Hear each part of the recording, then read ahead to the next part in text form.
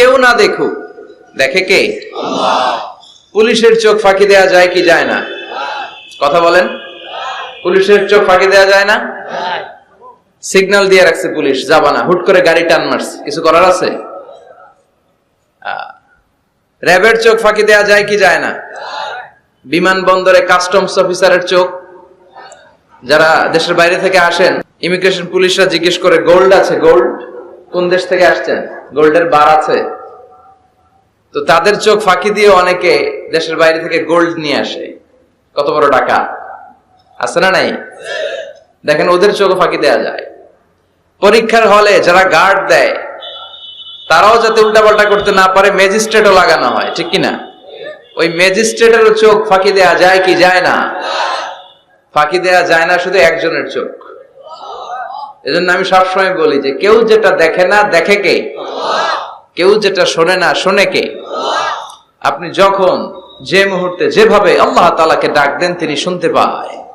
নাকি মাঝরাতে ডাক দিলে শোনে না? তুফানে পড়ে ডাক দিলে শোনে না? ভূমিকম্পের মাঝখানে ডাক দিলে উনি শোনে না?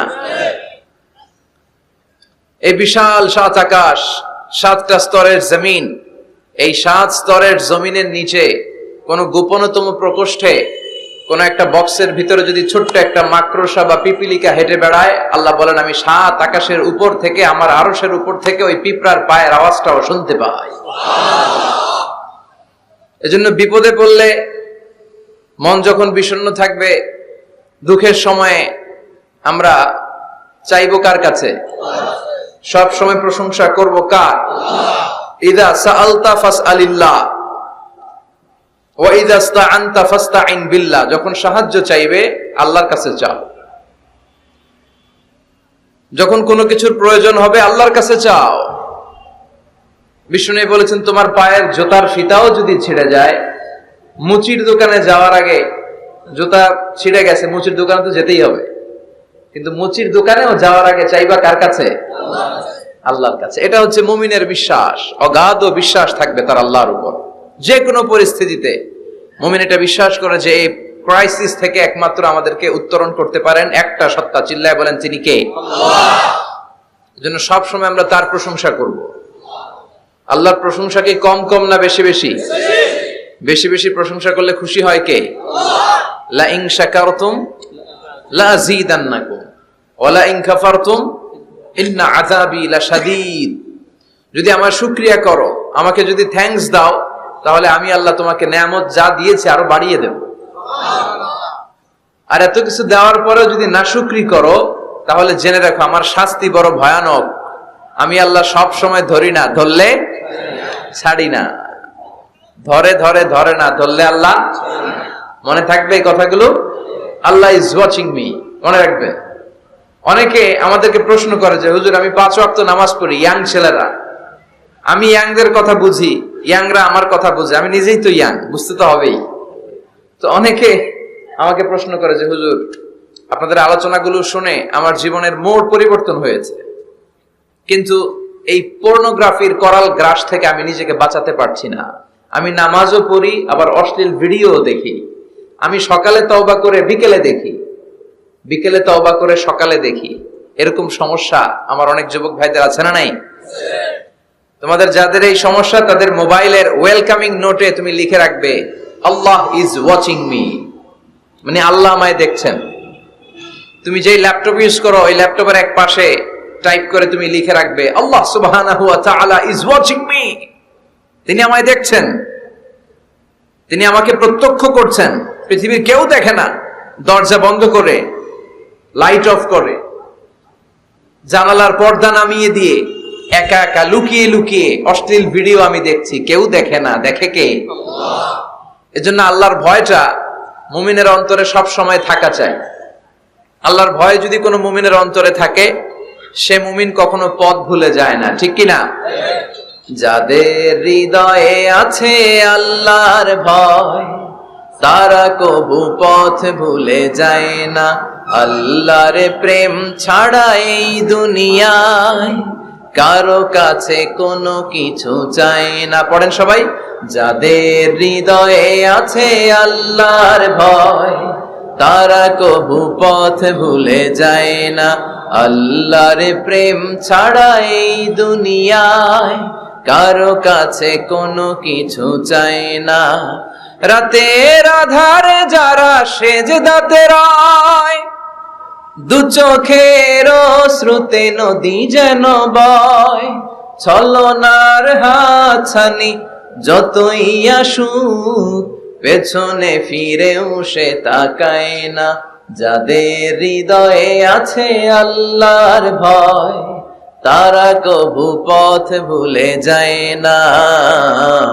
আল্লাহর প্রেম ছাড়া এই দুনিয়ায় কারো কাছে কোনো কিছু চায় না। চিল্লায় বলেন ঠিক কিনা? আল্লাহর ভয় এটা অনেক দামি জিনিস। এটার নাম হচ্ছে তাকওয়াল্লাহ। এটার নাম কি? তাকওয়া।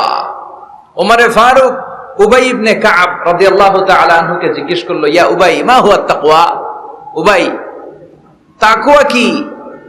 হোয়াট ইজ তাকওয়া? What is the definition of তাকওয়া? উবাই ইবনে কাব প্রশ্নের উত্তর না করে ওমরে ফারুককে আবার প্রশ্ন করে বললেন, আমা সালাকতা তরিকান যা শাউক? হে আমিরুল মুমিনিন, আপনি কি কাঁটাযুক্ত কোনো রাস্তা দিয়ে, এমন রাস্তা যে রাস্তার ডানে বায়ে সামনে পেছনে ক্যাকটাসের গুল্মলতা, খালি কাঁটা, এই কাঁটাযুক্ত কোন রাস্তা দিয়ে কি আপনি কখনো হেঁটে যান নাই? ওমরে ফারুক বললেন, বালা, আমি হেঁটে গিয়েছি। উবাই বললেন, ওই রাস্তা দিয়ে হাঁটার সময় আপনি কেমন করে হেঁটেছেন? ওমরে ফারুক বললেন, ইজতাহাদতু ওয়া ইশতাম্মারতু, আমি এমন ভাবে হেঁটে গিয়েছি যাতে আশেপাশে ডানে বায়ে কাঁটা আমার গায়ে না লাগে, আমার জুব্বায় না লাগে। আমার জুব্বাটা ধরে আঁটো সাঁটো করে সন্তপর্ণে খুব সচেতনতার সাথে আমি হেঁটে গিয়েছি যাতে কাঁটা গায়ে না বিধে। উবাই বললেন, হ্যাঁ হুয়া তাকওয়া, এটাই তো তাকওয়া, এটাই তাকওয়া। এমন ভাবে এই পৃথিবীতে আপনাকে চলতে হবে যাতে শয়তানের কোনো হাতছানি, কোনো পাপ, কোনো পঙ্কিলতা, কোন ধরনের অশ্লীল বিষয় আপনার গায়ে পৌঁছতে না পারে। এটাই তাকওয়া। বিশ্বনবী একবার খেজুরের ডালা ভেঙে মরুভূমির মধ্যে একটা দাগ টানলেন, লম্বা দাগ টেনে সাহাবাদেরকে বললেন, হাযা সিরাতুল মুস্তাকিম, এটার নাম সিরাতুল মুস্তাকিম। তারপর ডানে বায়ে দুই দিকে অনেকগুলো ছোট ছোট দাগ কাটলেন, বললেন, হাযিহি সুবুলুশ শায়তান, ডানে বায়ের রাস্তাগুলো এগুলো শয়তানের রাস্তা। ডান দিক থেকে বাম দিক থেকে তোমাকে শয়তান হাতছানি দিবে। গানের কনসার্টে চলো, দুম্মা চলে ধুম দেখতে চলো, জুয়াবাজিতে চলো, নিষিদ্ধ পল্লীতে চলো, একটার পর একটা হাতছানি আপনাকে ডানে বায়ে সামনে থেকে পেছন থেকে আপনাকে গ্রাস করে ফেলতে চাইবে। কিন্তু মুমিন যখন সিরাতুল মুস্তাকিমের পথে একবার উঠেছে, এই পথটা শুরু হয়েছে দুনিয়া থেকে, এটার ওই প্রান্তে আছে জান্নাতুল ফেরদাউস। ঠিক কিনা? এজন্য প্রতিদিন সালাতে আমরা পড়ি ইহদিনাস সিরাতাল মুস্তাকিম। যে যুবকদের এই সমস্যা আছে, পর্নোগ্রাফির সমস্যা, এটা জাতীয় সমস্যা বাংলাদেশের। বাংলাদেশের জাতীয় রোগের নাম ডায়াবেটিক্স। জাতীয় রোগের নাম কি? আর যুবকদের জাতীয় সমস্যা হচ্ছে কি? পর্নোগ্রাফি। স্মার্টফোন গুলো আমাদেরকে স্মার্ট না বানিয়ে আমাদেরকে শেষ করে দিচ্ছে। ঠিক কিনা? এজন্য আপনার একটা শক্ত সিদ্ধান্ত পারে আপনাকে জান্নাতি বানাতে, আর আপনার দুর্বল সিদ্ধান্তটাই আপনাকে জাহান্নামী বানানোর জন্য যথেষ্ট। এজন্য মুমিন মাত্রই তাকে বিশ্বাস করতে হবে, আল্লাহ ইজ ওয়াচিং মি। কি বিশ্বাস করবেন? আল্লাহ ইজ ওয়াচিং মি, আল্লাহ আমায় দেখছেন। কেউ দেখে না, কারো দেখার দরকার নাই, কিন্তু আমার আল্লাহ দেখে। ঠিক কি না? এটাই সবসময় মুমিনের অন্তরে থাকতে হবে। এটার নাম ঈমান, এটার নাম তাকওয়া। এই তাকওয়া নিয়ে যেন আমরা মরতে পারি, আল্লাহ তুমি তৌফিক দাও। ঈমানের সাথে যেন আমাদের মৃত্যু নসিব হয়, তুমি তৌফিক দাও। বিশ্বনবী সবসময় দোয়া করতেন, আল্লাহুম্মা রযুকনা হুসনাল খাওয়াতিম, হে আল্লাহ তুমি আমার শেষটাকে ভালো করো, কারণ সব ভালো তার, শেষ ভালো যার। এরকম অনেকে আছে আজীবন ইসলামের পক্ষে ছিল, কিন্তু শেষকালে মুরতাদ হয়ে মারা যায়, আছে না নাই? আবার অনেকে আজীবন ছিল কাফের, মুশরিক, ইসলামের শত্রু, নাস্তিক, কিন্তু শেষকালে কালিমা পড়ে মারা যায়, আছে না নাই? জিহাদের ময়দানে এক সাহাবা যুদ্ধ করতে করতে কাফির মুশরিকদেরকে কচুকাটা করে জাহান্নামে পাঠিয়ে দিচ্ছিলেন। জিহাদের ময়দানে ওনার যুদ্ধ দেখে সব সাহাবারা বলল, আজকের জিহাদের ময়দানের সব সওয়াব এই সাহাবা পেয়ে যাবে। বিশ্বনবী বললেন, হুয়া ফিন্নার, ও জাহান্নামে যাবে। এক সাহাবী তো অবাক, এটা আবার কেমন কথা? জান মাল সব বাজি রেখে জিহাদের ময়দানে আল্লাহর দুশমনগুলোর একটার পর একটাকে শেষ করে দিয়ে জাহান্নামে পাঠিয়ে দিচ্ছে, আর এই মুজাহিদ ফি সাবিলিল্লাহ জাহান্নামে যাবে? How it's possible? এই সাহাবী পেছনে পেছনে লুকিয়ে লুকিয়ে দেখতে লাগলো যে আমি এটার শেষ দেখতে চাই। দেখতে দেখতে এক পর্যায়ে তিনি খুঁজে পেলেন যে সাহাবী কাফেরদের বিরুদ্ধে যুদ্ধ করতে করতে কাফেরদের বিশাল এক ঘাটির ভেতরে ঢুকে পড়েছে। সেখানে যুদ্ধ করতে করতে একটা পর্যায়ে এমন আসলো সে মারে আবার মার খায়, শুধু মারে না, মারেও আবার মরেও। মার খেতে খেতে হঠাৎ তার ডান হাতে এক কাফের এক কোপ মেরে তার ডান হাতটা কেটে ফেলে দিল। তাকে আহত অবস্থায় রেখে দিয়ে কাফেররা অন্যদিকে চলে গেল। এই ডান হাত থেকে ব্লিডিং হতে হতে এমন অবস্থা আর সহ্য হয় না, আর কিছুক্ষণ ওয়েট করলেই তার শাহাদাতের মৃত্যু। কিসের মৃত্যু? কথা বলেন। আমাকে শহীদ করে সেই মিছিলে শামিল করে নিও, যে মিছিলের নেতা মীর হামজা খোবায়েবে খাব্বাব আল্লাহর কাছে ছিল অতি প্রিয়, শামিল করে নিও আমাকে শহীদ করে সেই মিছিলে শামিল করে নিও। পড়েন আমিন। শাহাদাতের তামান্না যার অন্তরে থাকে না সে মুমিন হতে পারে না, সে মুনাফিক। মরতে তো হবেই, এজন্য আল্লাহর কাছে আমরা শাহাদাতের মৃত্যু চাই, ঠিক কিনা? বিষ্ণু বলেন শাহাদাতের মৃত্যু নিয়ে কেউ যদি বিছানায় পড়েও মারা যায়, কিয়ামতের দিন শহীদদের কাতারে আল্লাহ তাকে দাঁড় করিয়ে দিবে। তো যুদ্ধ করতে করতে ওই সাহাবা আর কিছু সময় অপেক্ষা করলেই শহীদি মৃত্যু, কিন্তু আর অপেক্ষা করতে না পেরে তলোয়ারটাকে সে মাটিতে গেড়ে ওই তলোয়ারের উপর ঝাঁপিয়ে পড়ল। পেটের এই পাশ থেকে ঢুকে পিঠ দিয়ে তলোয়ার বের হয়ে গেল, ওইখানে শেষ। তার মানে শাহাদাতের মৃত্যু হয় নাই, তার হয়েছে আত্মহত্যা। তার কি হয়েছে? সুইসাইড। মান খাতালা নাফসাহু বিশাইইন উযযিবা বিহি ইয়াউমাল কিয়ামা, যে ব্যক্তি যে জিনিস দিয়ে নিজেকে শেষ করবে কিয়ামতের দিন ওটাই হবে তার শাস্তি। যে গলায় ওড়না পেঁচিয়ে মারা যায়, ওই মেয়েগুলো in the day of judgement কিয়ামতে বিচার শেষে জাহান্নামে শুধু ওড়না পেঁচিয়ে মরতেই থাকবে। যে বিষ খেয়ে মারা যায় ওর শাস্তি হবে জাহান্নামের বিষ খেয়ে খেয়ে সে জাহান্নামটাকে কাঁপিয়ে তুলবে। যে ছুরি ঢুকিয়ে স্ট্যাবিং করে মারা যায় ও শুধু স্ট্যাবিং করতেই থাকবে জাহান্নামে। এই সাহাবা আত্মহত্যা করলেন। পেছন থেকে লুকিয়ে লুকিয়ে যে সাহাবা এই দৃশ্য দেখলো সে দৌড়ে বিশ্বনবীর কাছে যেয়ে বলল, আশহাদু আন্নাকা মুহাম্মদ রাসূলুল্লাহ, আমি সাক্ষ্য দিচ্ছি নিশ্চয়ই আপনি আল্লাহর রাসূল। কারণ ওই সাহাবী আত্মহত্যা করে মারা গিয়েছে, তার কপালে শাহাদাত জোটে নাই। এজন্য বিশ্বনবী দোয়া করতে বলেছেন, আল্লাহুম্মা রযুকনা হুসনাল খাওয়াতিম, হে আল্লাহ আমাদের শেষটাকে তুমি ঈমানের মৃত্যু দিও, শেষ সময়টাতে তোমার নাম জপে যেন আমরা পৃথিবী থেকে যেতে পারি, তুমি তৌফিক দাও। চিল্লায় পড়েন আমিন। সব সময় মুমিন ভয় পাবে কাকে? চাইবে কার কাছে? নাকি খাজা বাবার কাছে, বড় হুজুর, ছোট হুজুর? একজনের কাছে আমরা চাইবো। চিৎকার করে বলেন, তিনি কে? তিনি হচ্ছেন আমাদের আল্লাহ। আমরা আল্লাহর দরবারে শুকরিয়া জানাই যে চমৎকার প্রোগ্রামে আল্লাহ তাআলা আমাদেরকে আসার বসার তৌফিক এনায়েত করেছেন। আসুন আমরা সবাই শুরুতে কালিমাতুশ শুকর উচ্চারণ করি। আমরা পড়ি আলহামদুলিল্লাহ। সবাই পড়েন রব্বানা লাকাল হামদ হামদান কাসীরান তাইয়িবান মুবারাকান ফীহি ইয়া রাব্বি লাকাল হামদু কামা ইয়ানবাগি লিজালালি ওয়াজহিকা ওয়া আযীমি সুলতানিকা লাকাল হামদু বিল ঈমান লাকাল হামদু বিল ইসলাম লাকাল হামদু বিল কোরআন। আল্লাহ আজকের এই কথাগুলোকে, বলাটাকে, শোনাটাকে তুমি কবুল করো। আজকের মাহফিলটাকে তুমি আমাদের নাজাতের ওসিলা বানাও। আরো জোরে পড়ি আমিন। কালা কচুয়া, ধলা কচুয়া নাই এদিকে? ধলাও আছে? কালা কচুয়া। চাঁদপুরের দিকে আবার একটা আছে কচুয়া, না? কাজীমউদ্দিন খন্দকার উচ্চ বিদ্যালয়, আলহাজ আব্দুল হক খন্দকার মহিলা মাদ্রাসা ও ফারুকিয়া হাফিজিয়া মাদ্রাসা এতিমখানার উদ্যোগে 53তম বার্ষিক ওয়াজ ও দোয়ার মাহফিল। এদিকে 53 বছর বয়স হয়েছে এরকম মানুষই কম, হাতে গোনা কয়েকজন, ঠিক কিনা?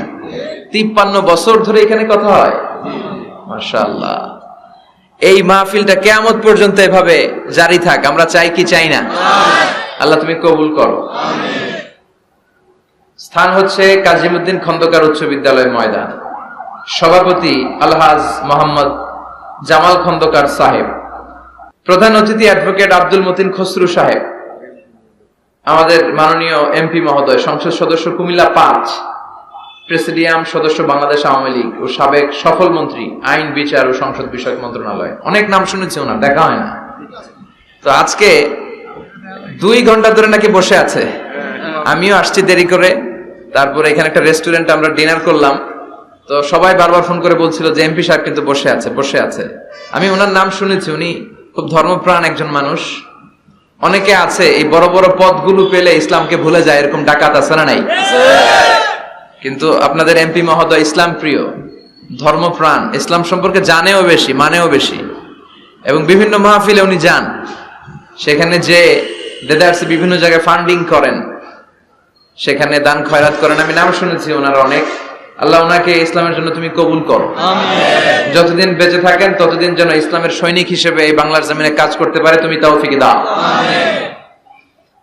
আমার আগে কথা বলেছে মোহাম্মদ বেলাল হোসেন হেলালি সাহেব, চমৎকার কথা বলেছেন, সুনিশ্চিত কোরআন থেকেই কথা বলেছেন শরীফুল ইসলাম সুলতানি সাহেব, আরো অনেকে কথা বলেছেন। যারাই কথা বলেছে কোরআন থেকে বলেছে, আর কোরআন থেকে কথা বললে ওটা ভালো হয়, ঠিক কিনা? ওইখানে ভেজাল থাকে না, কারণ এই কিতাবটা এমন কিতাব যেই কিতাবে কোনো ভেজাল নাই। আছে? কথা বলেন। আপনারা তো ঝিমায় পড়ছেন কেন?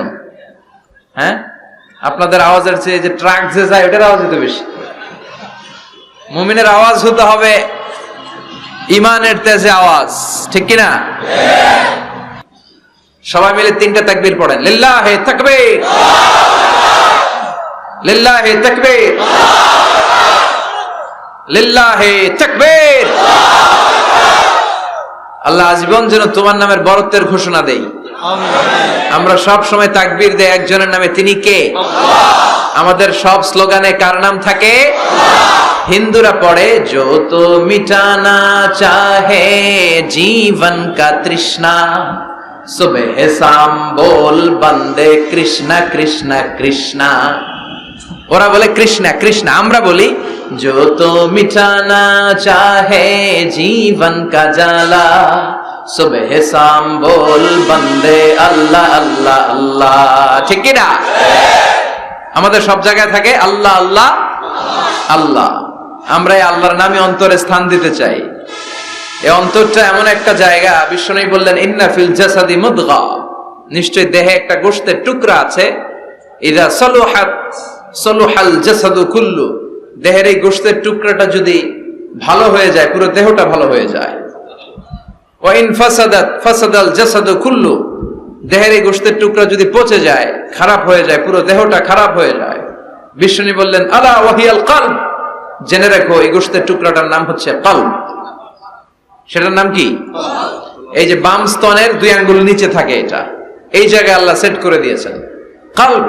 আলা বিযিকরিল্লাহি তাতমাইন্নুল কুলুব, কোনো কিছু দিয়ে এই কলবের প্রশান্তি আসে না শুধুমাত্র আল্লাহর জিকির ছাড়া। এজন্য কলবের মধ্যে আল্লাহর জিকির বসাতে হবে। কি বসাবেন? নাকি আয়না? অনেকে আয়না বসাতে চায়, বসায় না? কি বলে? আয়না বসায় দেমর কলবের ভিতর।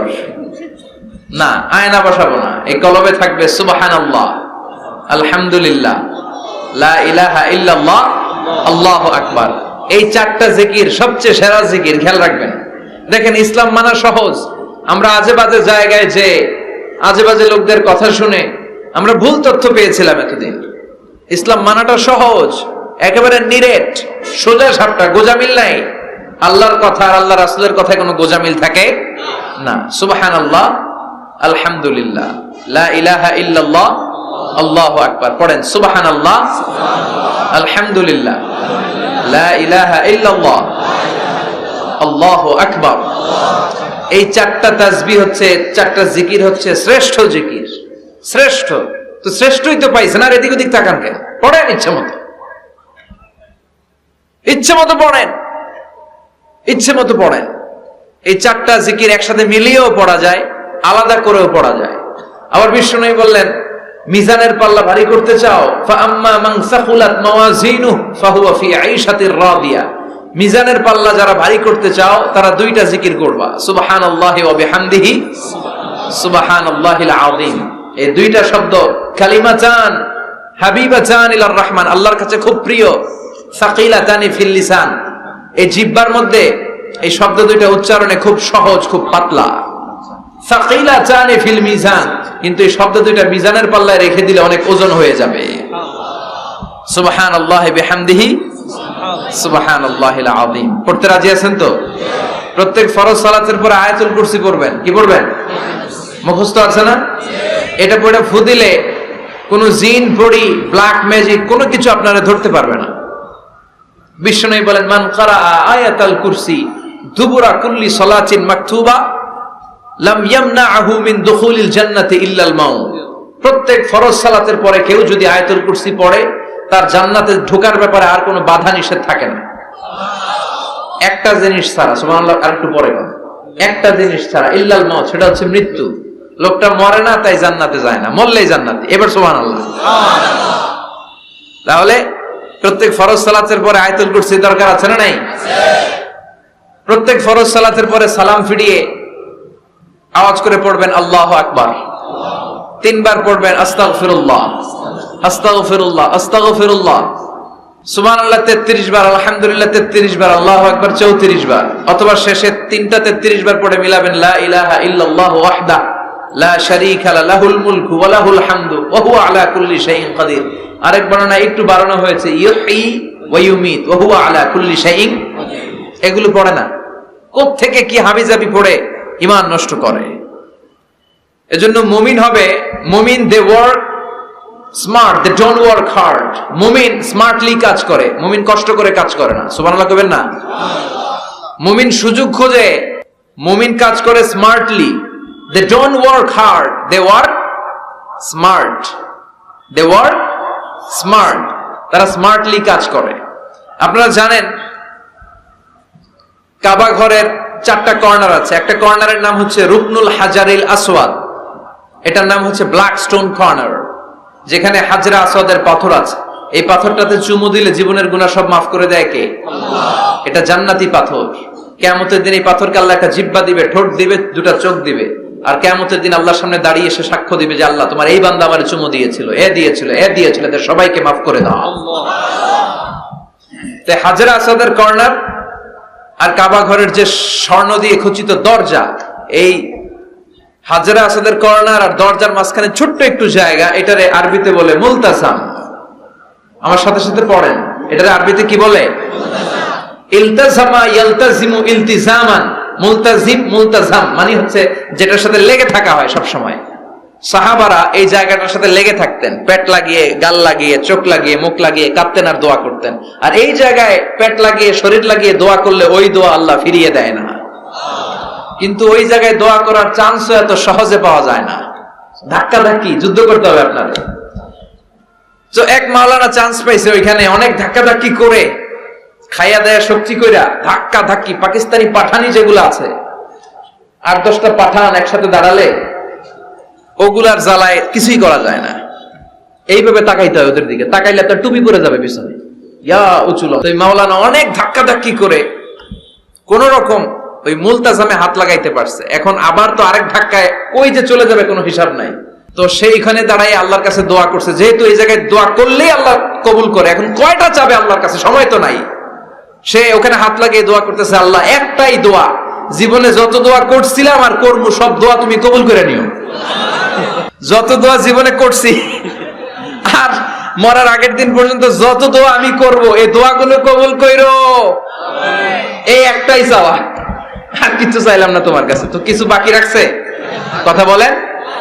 The believer, they work smart, they don't work hard. বিশ্বাসীরা স্মার্টলি কাজ করে, ওরা শক্তি খাটিয়ে ঘাম ঝরিয়ে কাজ করে না, ওরা সুযোগ খোঁজে, ওরা ঝোপ বোঝে কোপ মারে। ঠিক কি না? যেখানে সওয়াব বেশি, অল্প কাজে প্রফিট বেশি, লাভ বেশি, ওইটাই না মানুষ করবে। ঠিক কি না? এজন্য যে সহিহ আমলগুলোর কথা বললাম ফরজ সালাতের পরে, আজকে থেকে এগুলো আমরা করব। মনে থাকবে ইনশাআল্লাহ? পড়েন আর জোরে পড়েন ইনশাআল্লাহ। যে বইটা থেকে আমরা কয়েক মিনিট শোনার জন্য আজকে বসেছি, বইটার নাম সবাই বলেন। এই কোরআনে কোনো ভুল নাই, কোনো সন্দেহ নাই। This is the book, the most authentic and original book in the world, whereof there is no doubt in it, and a guidance to those who are muttaqin.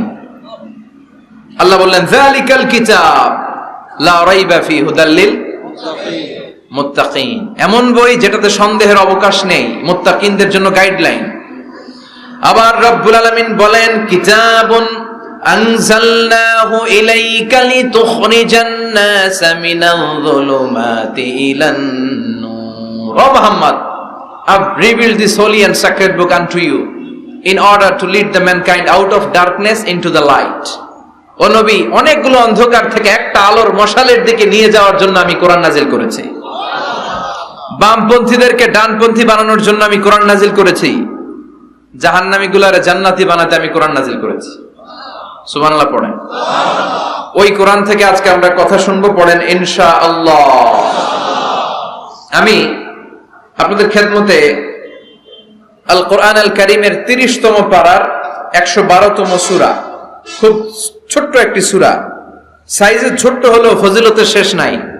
এই সূরার বরকতের শেষ নাই। এই সূরার ইম্পর্টেন্স, সিগনিফিকেন্স, স্ট্যাটাস এগুলো শেষ নাই। অনেক ছোট ছোট জিনিসকে আমরা উপেক্ষা করি, আমরা গুরুত্ব দিতে চাই না, কিন্তু আসলে এটার গুরুত্ব যে কত বেশি আমরা বুঝি না। সূরাতুল ইখলাস হচ্ছে ওই রকম একটি সূরা যেটাকে আমরা গুরুত্ব দেই কম, আসলে অনেক গুরুত্বপূর্ণ। সুবহানাল্লাহ পড়েন।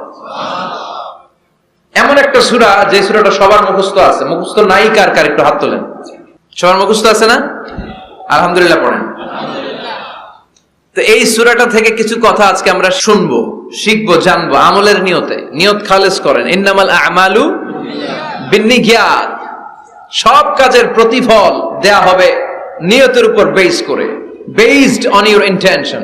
আপনার কি ইচ্ছা ছিল, এজন্য সব কাজ করার আগে নিয়তটাকে খালেস করবেন। নামাজে দাঁড়ানোর আগে যদি নিয়তে গোলমাল থাকে নামাজ হবে? কথা বলেন। আপনি যদি লোক দেখানোর জন্য সালাত পড়েন হবে? মানুষে আপনারে আলহাজ ডাকবে, এজন্য যদি হজ করেন কবুল হবে? এরকম হাজি আছে না নাই?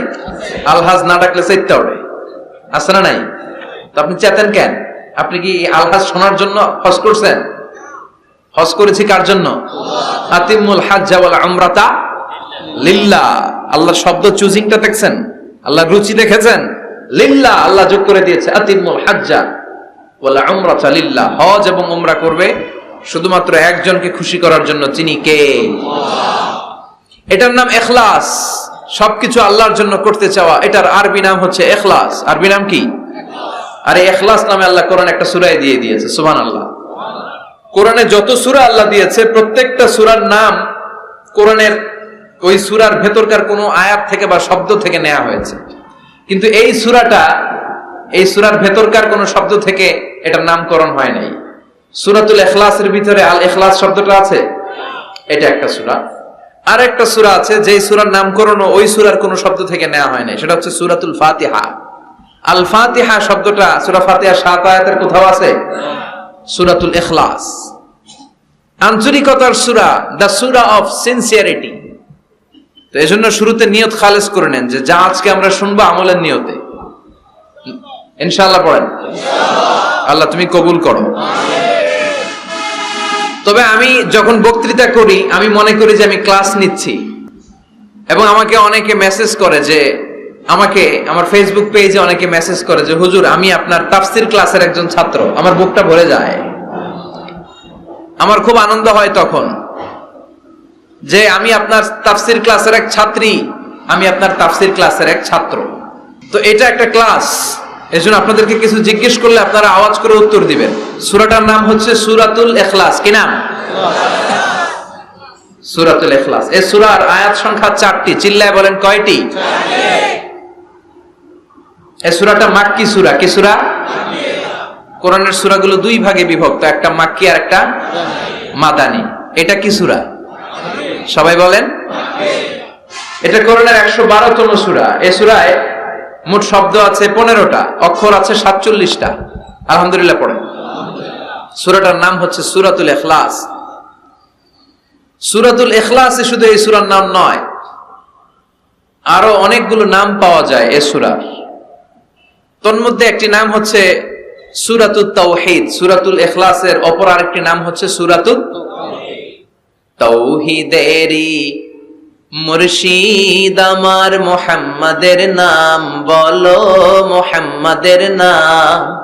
আল্লাহর নাম জপলে বুঝতে পারি আল্লাহরই কালাম, বলো মুহাম্মাদের নাম। ওই নামেরই রশি ধরে যাই আল্লাহর পথে, ওই নামেরই ভেলায় চড়ে ভাসি নূরের স্রোতে, ওই নামের বাতি জেলে দেখি আরশের মুকাম, বলো মুহাম্মাদের নাম। পড়েন, তাওহীদেরই মুর্শিদ আমার মুহাম্মাদের নাম, বলো মুহাম্মাদের নাম। আল্লাহর নাম জপলে বুঝতে পারি আল্লাহরই কালাম, বলো মুহাম্মাদের নাম। সুবহানাল্লাহ পড়েন। এই সূরার একটা নাম হলো সূরাতুত তাওহীদ। কি নাম? সবাই বলেন, সূরাতুত তাওহীদ। কি নাম? তাওহীদের সূরা। তাওহীদ মানে একত্ববাদ, oneness of God, oneness of creator. আমাদের স্রষ্টা যে একজন, সেটাকে আরবিতে বলে তাওহীদ। আমরা এক আল্লাহ কেন্দ্রিক সব কাজ করি। আমরা নামাজের সময় ডাকি কারে? আজানের সময়, একামতে, জবাই, কুরবানি, স্লোগান, সবকিছুতে কার নাম? এটার বলে তাওহীদ। আর এই তাওহীদের বিপরীত হচ্ছে শিরক। আল্লাহ ছাড়া অন্য কারো কাছে হাত পাতা। আল্লাহর সামনে মসজিদে যে মাথা না নুয়ে মাজারে যে মাথা নত করে বাবার কাছে চাওয়া, আছে না নাই? দয়াল বাবা রে দয়া করো আমারে, দয়াল খাজা রে দয়া করো আমারে, আছে না নাই? বাবা খাজা কেউ দয়া করতে পারে না, দয়া করার মালিক কে? আল্লাহ। এজন্য বলতে হবে, দয়াল আল্লাহ রে দয়া করো আমারে। পড়েন, দয়াল আল্লাহ রে দয়া করো আমারে। মৃত ব্যক্তির কাছে কিছু চাওয়া যায় না। খেয়াল করে শুনবেন, আল মাইয়িতু ফিল কবর কাল গারিকু ফিল বাহর। সাঁতার না জানা ব্যক্তি সাগরে পড়ে গেলে যেমন অসহায়, কবরে চলে গেলে মানুষটা এরকম অসহায়, সে চেয়ে থাকে আপনারা কি পাঠাইবেন, আপনারা তার জন্য কি পাঠান, এটার জন্য সে ওয়েট করে। সে কিছু পাঠাতে পারে না, সে আপনার বিপদ থেকে উদ্ধার করতে পারে না, সে আপনার মনের আশা পূর্ণ করতে পারে না। আপনার মনের আশা পূর্ণ করতে পারে শুধু একটা সত্তা। চিল্লায় বলেন, তিনি কে? এটার নাম তাওহীদ। এটার নাম কি? এজন্য খাজা বাবার দরবারেতে কেউ ফিরে না খালি হাতে। এগুলো বলবেন কখনো? কেউ ফিরে না খালি হাতে, খাজারে তোর দরবারেতে, বলে না? এটা কি সত্যি? কত দরবার থেকে কত লোক খালি হাতে ফিরে। দামি ঘড়ি পরে গেছে, ঘড়ি চুরি হয়েছে, এখন খালি হাতে ফিরে। পকেট ভর্তি টাকা নিয়ে গেছিল, টাকা চুরি হয়ে যায়, খালি পকেটে ফিরে, আছে না নাই? এক দরবার থেকে কেউ কোনোদিন খালি হাতে ফিরে না। চিৎকার করে বলেন, দরবারটা কার? কেউ ফিরে না খালি হাতে, আল্লাহরে তোর দরবারেতে। পড়েন, কেউ ফিরে না। মনে থাকবে? এটার নাম তাওহীদ, এটার নাম। আর এর বিপরীত হচ্ছে শিরক। বিপরীত কি? ইন্নাল্লাহা লা ইয়াগফিরু আন ইউশরাকা বিহি ওয়া ইয়াগফিরু মা দুনা যালিকা লিমান ইয়াশা। আল্লাহ বলেন, তিনি সব গুনাহ মাফ করে দিতে পারেন, সব গুনাহ তিনি ক্ষমা করে দেন, সব পাপ তিনি মার্জনা করে দেন, শুধুমাত্র শিরকের পাপ ছাড়া। কোন পাপ ছাড়া? মনে থাকবে, শিরক করছেন তো মরছেন, শিরক করেছেন তো মরেছেন। ক্যান্সারের অ্যান্সার আছে, শিরকের কোনো অ্যান্সার নাই, কারণ আল্লাহ সব মাফ করে, এটার মাফ করে না। ইন্না শিরকা লা যুলমুন আযীম, এটা মহাপাপ, সব পাপের বড় পাপ, সব পাপের বাপ। এটার নাম শিরক। এটার নাম কি? চাবো আল্লাহর কাছে, চাবো, সেজদা দিব আল্লাহর কাছে, সেজদা দেব। আশা আকাঙ্ক্ষা জ্বালা যন্ত্রণা সব দূর করে দিতে পারে একজন। চিৎকার করে বলেন, তিনি কে? বিশ্বনবী বলেন, হাদিসে কুদসিতে আল্লাহ ফরমান, কিয়ামতের কঠিন ময়দানে পাহাড় পরিমাণ গুনাহ নিয়ে, সাগরের অথই জলরাশি পরিমাণ গুনাহ নিয়ে, ও বান্দা, যদি তুমি আমার কাছে হাজির হয়ে যাও, ওই গুনার মধ্যে যদি শিরকের কোনো গুনাহ না থাকে, তাহলে আমি আল্লাহ পাহাড় পরিমাণ, সাগরের জলরাশি পরিমাণ ক্ষমার দয়া নিয়ে তোমার কাছে হাজির হয়ে যাব। লা ইন আশরাকতা লা ইয়াহবাতান্না আমালুক ওয়া লা তাকুনান্না মিনাল খাসিরিন। যদি শিরক করো, তোমার সব আমল শেষ। আপনার রোজা, আপনার নামাজ, আপনার জিকির, আপনার হজ, সবগুলোর বরবাদ করে দিবে কে? এজন্য আমরা যখন নামাজে দাঁড়াই আল্লাহ বলে নামাজ পড়ে আগে ঘোষণা দে তুই মুশরিক না মুওয়াহিদ। আমরা পড়ি ইন্নী ওয়াজ্জাহতু ওয়াজহিয়া লিল্লাযী ফাতারাস সামাওয়াতি ওয়াল আরদা হানিফাও ওয়া মা আনা মিনাল মুশরিকিন। ওয়া মা আনা মিনাল মুশরিকিন এর মানে কি? আমি মুশরিক না, আল্লাহ আমি মুশরিক না, আল্লাহ আমি মুশরিক না। আবার যখন আরাফার ময়দানে লক্ষ লক্ষ হাজী সাহেবান ইজার আর রিদা সাদা রঙের একটা চাদর পরে, সাদা রঙের একটা লুঙ্গি পরে চোখের পানি ছেড়ে আরাফার ময়দানে কাঁদে। আল্লাহ বলে কান্না করবি পরে, আগে বল শিরক করস নাকি? আমরা বলি লাব্বাইক আল্লাহুম্মা লাব্বাইক, লাব্বাইক লা শারীকা লাক, আল্লাহ কোনো শিরক করি না, তোমার সাথে কাউরে অংশীদার স্থাপন করি না, তুমি সব রাজার বড় রাজা মহারাজা, তোমার সাথে কোনো শরীক নাই, তোমার সমকক্ষ মহাবিশ্বে কেউ নাই। এটার নাম তাওহীদ। এটার নাম কি? এজন্য শিরকের সাথে আমাদের কোন ধরনের সম্পর্ক। বিশ্বনবী বললেন শিরক হচ্ছে আখফা মিন দাবিবিন নামাল, পিঁপড়ার গুটি গুটি পায়ের চেয়েও ভয়ঙ্কর। পিঁপড়া যেমনি গুটি গুটি পায়ে হেঁটে হেঁটে মিষ্টির দোকানে ঢুকে যায়, যেখানে মিষ্টি রেখেছেন, মিষ্টি জাতীয় খাবার রেখেছেন, ওই পাতিলের ভেতরে লুকিয়ে লুকিয়ে গুটি গুটি পায়ে যেমনি পিঁপড়া ঢুকে যায়, তেমনি শিরক করলে শির গুটি গুটি পায়ে আপনার দেহের ভেতরে ঢুকে আপনার ঈমানকে বরবাদ করে সারখার করে দিবে, শেষ হয়ে যাবে আপনার ঈমান। এজন্য শিরকের সাথে আমাদের কোনো সম্পর্ক আছে? শিরকের সাথে যে সম্পর্ক নাই, তাওহীদে যে আমাদেরকে বিশ্বাসী হতে হবে, সেই লক্ষ্যে আল্লাহ তাআলা এই সূরার আরেকটা নাম দিলেন, সেটা হচ্ছে সূরাতুত তাওহীদ। সেটার নাম কি? তাহলে সূরাতুল ইখলাসে শুধু সূরাতুল ইখলাসের নাম নয়, এটার আরেকটা নাম কি মনে থাকবে সবার? এই সূরার আরেকটা নাম হচ্ছে সূরাতুল মা'রিফা। সূরাতুল, কথা বলেন, জোরে বলেন। আপনাদের জিমানি ধরছে? 2-4 জনই কয়, বাকিরা কয় না। বাকিরা কয় না ক্লাস করুন না, আপনি পড়ায় যান। আছে না নাই? এই সূরার নাম সূরাতুল মা'রিফা। চিল্লায় বলেন কি নাম? এইভাবে উত্তর করতে হবে, মা'রিফা। মা'রিফা মানে জানা বা চিনা। মা'রিফা মানে কি? জানা বা চিনা। এই সূরা পড়লে আল্লাহরে জানা যায়, এই সূরা তেলাওয়াত করলে আল্লাহরে চিনা যায়। তাহলে যারা আল্লাহরে চিনে বেশি, আল্লাহরে জানে বেশি, আল্লাহরে মানে বেশি, তারাই মারেফতের লোক। কথা কন? কিন্তু আমগো বাংলাদেশে এটার নাম দিয়েছে মারেফত। মারিফা এটার নাম দিয়েছে কি? মারে, আসলে মাইরের পথ, ঠিক কি না? ইসলামের সৌন্দর্য, the beauty of Islam, that distorted the beauty of Islam, ইসলামের সৌন্দর্যকে তারা নষ্ট করেছে। এরকম আছে না? নামাজ পড়ে না, রোজা রাখে না, পর্দা করে না, চুলের মধ্যে জট পাকিয়ে রাখে, লাল শালু পরে ঘুরে বেড়ায়, আর বলে কলব পরিষ্কার তো সব পরিষ্কার। এরকম ডাকাইত আছে না নাই? দোদেল বান্দা কালমা চোরে, না পায় শ্মশান না পায় ঘর, দিন থাকিতে আয়রে পথে ছাইড়া দে ভণ্ডামি, ভণ্ডামি ভণ্ডামি ভণ্ডামি, ছাইড়া দে ভণ্ডামি। এগুলো হলো ভণ্ডামি। কথা বলেন। নামাজ কালাম পড়ে না, ইবলিস শয়তানের নানা, কালাকুচু হয় না এগুলা। নামাজ নাই, তোর সাথে আমার কথা নাই, ঠিক কিনা? ও মারেফত শিখায় আমাদের। কি শিখায়? মারেফত। আমরা যে কত মারেফত আগে শিখে রাখছি ওইটা জানে না। যারা ইখলাসের সাথে আল্লাহর উপর তাওয়াক্কুল করে, ওরা হচ্ছে আহলুল মারেফা। চিল্লায় বলো ঠিক কিনা?